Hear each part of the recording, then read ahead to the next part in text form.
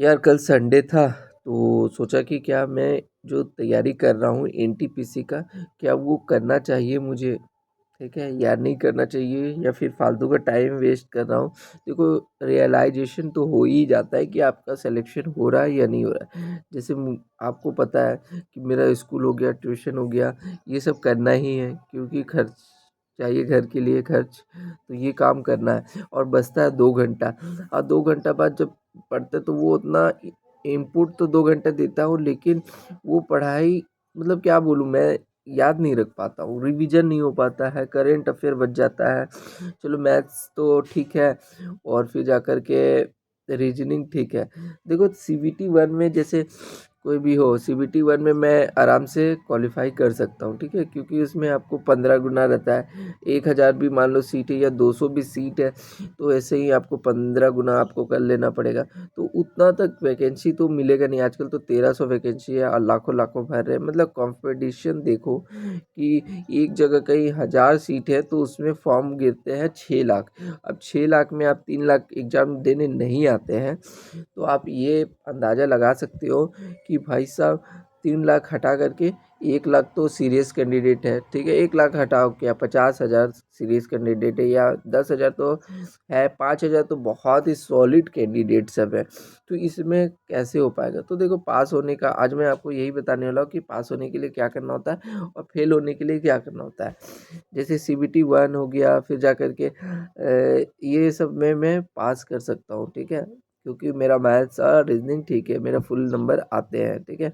लेकिन जीके का क्या करूँ? कल जैसे संडे था तो मैंने प्रीवियस ईयर्स का क्वेश्चन देखा, तो उसको देख करके मुझे पता चला भाई साहब क्वेश्चन बहुत ही कॉम्प्लिकेटेड क्वेश्चन जब आ रहे, ठीक है। अब देखो 40 में अगर 5-10 क्वेश्चन जो है वो इजी पूछ लिए तो वो बड़ा बात नहीं है, क्योंकि आपको पता है कि अगर किसी एग्ज़ाम को पास करना है तो देखो क्या है कि आपको करंट अफेयर चाहिए, आपको स्पीडी पढ़ना होगा, फिर जाकर आपके द हिंदू है तो आप देख सकते हैं, फिर क्विज करना होगा, फिर जाके रिवीजन, उन सबको याद भी रखना पड़ेगा।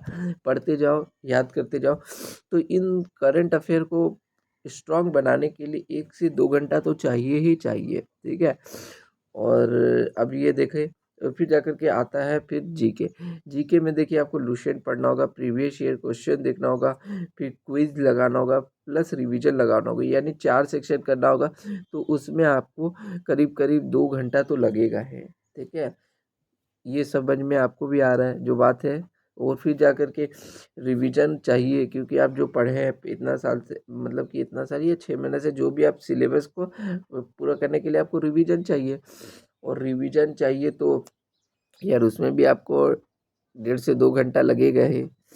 अब फिर मैथ्स का भी आपको देखना पड़ेगा, तो मतलब टोटल आपको 6 से 8 घंटा लगेगा। तो ये प्रॉपर वे है जो ये प्रॉपर फॉलो करता है, प्रीवियस ईयर क्वेश्चन लगाता है, प्रैक्टिस सेट लगाता है, रिवीजन करता है, तो ये इधर पास की कैटेगरी में है।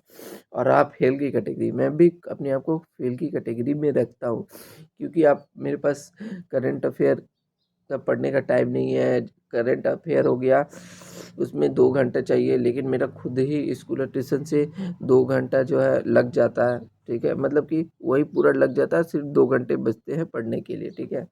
सॉरी, थोड़ा सर्दी हो गया, आज स्कूल भी नहीं गया, इसीलिए मतलब कि थोड़ा सा ये सर्दी होने से ना इधर दर्द हो रहा है, तो सोचा चलो वीडियो बना देता हूँ, कुछ तो काम कर दे। तो वो ये मेरा सिलेक्शन नहीं होने का चांस ये है कि पढ़ाई के लिए समय चाहिए, 2 घंटे में नहीं हो पाता है, ठीक है। टेस्ट में मेरा 85 आ जाता है, चलो मैं सीबीटी वन में भी अच्छा कर लूँगा, ठीक है, लेकिन मैं रेलवे का जो है सिर्फ टाइम पास ही कर रहा हूँ जहाँ तक मुझे लगता है, क्योंकि आपको रियलाइजेशन हो जाता है कि भाई साहब तो इस पढ़ने के लिए, ठीक है, आप सिलेबस ख़त्म कर दो ये, लेकिन रिवीजन आपको करना है, ठीक है, मॉक टेस्ट देना है, ताकि आपको टाइम में कंप्लीट हो पाए, ठीक है। जैसे मेरा मैथ्स और रीजनिंग ठीक है, क्योंकि ये सब स्कूल में भी आपको 10th बेस पे ही दिखता है, तो वो सब पढ़ाता हूँ तो मुझे वो सब हो जाता है, ठीक है। लेकिन जल्दी जल्दी बनाने के लिए प्रैक्टिस चाहिए, और मेरे पास प्रैक्टिस है ही नहीं।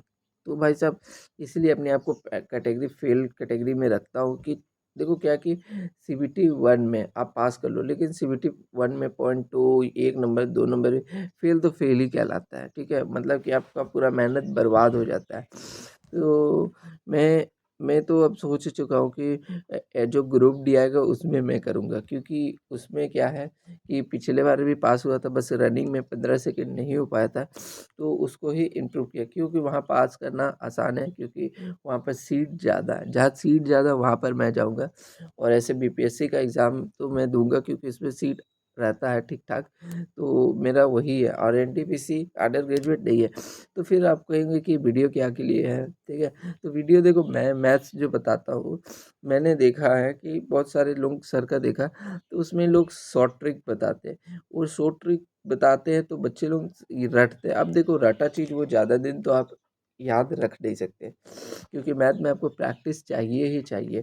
तो इसीलिए मैं मैथ्स ऐसा बताता हूँ कि इस जो आप 10 क्लास में पढ़े उसी से रिलेट करके आप बना लो, ना कुछ फालतू दिमाग लगा करके, ना कुछ रट करके। अब देखो, मेरे पास बोलेगा कोई 56 का क्यूब याद करके रखो, या ट्रिपलेट सब बहुत सारा याद करके रखो, तो यार वो मेरे बस का नहीं है, मैं ट्रिपलेट याद नहीं रख सकता।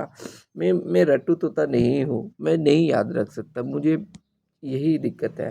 अब बहुत कोई लोग कर लेते हैं, लेकिन मैं मैथ्स जो हूँ वो, चलो कुछ कुछ फार्मूला ठीक है सिंपल इंटरेस्ट का, जैसे P into R into T divided by 100, ये सब जो बेसिक चीज़ है 10 तक वाला ही याद रह सकता है। अब इतना खतरनाक खतरनाक ये हर मैथ में हर तरह का कॉन्सेप्ट को मतलब मैं याद रखना बहुत मुश्किल है, ठीक है। जो बेसिक मैथ है वही मैं वहाँ पढ़ाता हूँ, लोगों को अच्छा लगता है, वो लाइक करते शेयर करते, मेरे लिए बस उतना ही है। तो यही बात बताना था कि अगर आप भी पढ़ रहे तो सीरियसली ही पढ़िए, कि कोई फालतू का मतलब कि 2 घंटा 3 घंटा पढ़ करके कोई कुछ होने जाना नहीं है।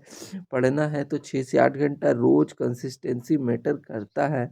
आप कंसिस्टेंसी 6 महीना 6 घंटा पढ़ लिए तो बहुत ही अच्छा इम्प्रूवमेंट आपको देखने को मिलेगा।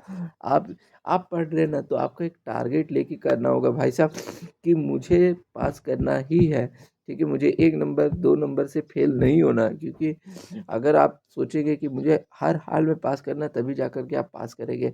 लेकिन टाइम पास करने के लिए, जैसे मेरा है, ठीक है, मेरे पास समय नहीं है एक्चुअली, मेरे घर में मैं ही अभी कमाने वाला हूँ, तो मुझे स्कूल ट्यूशन जो है वो करना ही पड़ेगा, ठीक है। तो वही बात है भाई साहब, कि करना तो पड़ेगा, ठीक है। जिनको लगता है, मैं सोचा था क्या कि 2 घंटा 3 घंटा में पढ़ करके एनटीपीसी ये सब एग्ज़ाम निकाल दूँ, लेकिन ये सब पॉसिबल नहीं दिख रहा है। क्यों नहीं दिख रहा है? क्योंकि कल मैं संडे था, ठीक है, तो संडे को मैं बैठा, और वो बैठ करके जब मैं क्वेश्चन सब देखा, करेंट अफेयर का क्या लेवल सब है, कि कोई गेसिंग लगा करके नहीं कर पाएगा, कोई ऊपरी ऊपरी पढ़ के नहीं कर पाएगा।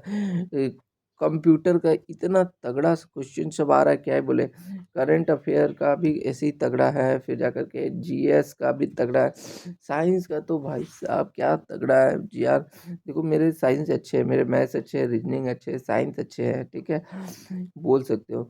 लेकिन मैं देख रहा हूँ यार, बहुत तगड़ा पॉलिटी का क्वेश्चन, संशोधन तक दे रहा है एक, मतलब कि 97 संशोधन क्या है, 36 संशोधन क्या है, मतलब वो पूरे, यार 105 संशोधन हुए हैं, उनमें से किसी से भी पूछ सकते हैं, तो ये सब को पढ़ना पड़ेगा यार। बिना पढ़े आप सोच कब तक जिंदा रह सकोगे, मतलब कि टाइम ही पास होगा, इस साल नहीं होगा, फिर जाके अगले साल आपको ट्राई करना पड़ेगा, फिर नहीं होगा, क्योंकि क्यों ना एक बार में ही फर्स्ट अटेम्प्ट में कर लिया जाए। बहुत लोग करते हैं, ठीक है, बहुत लोग करते हैं, ठीक है।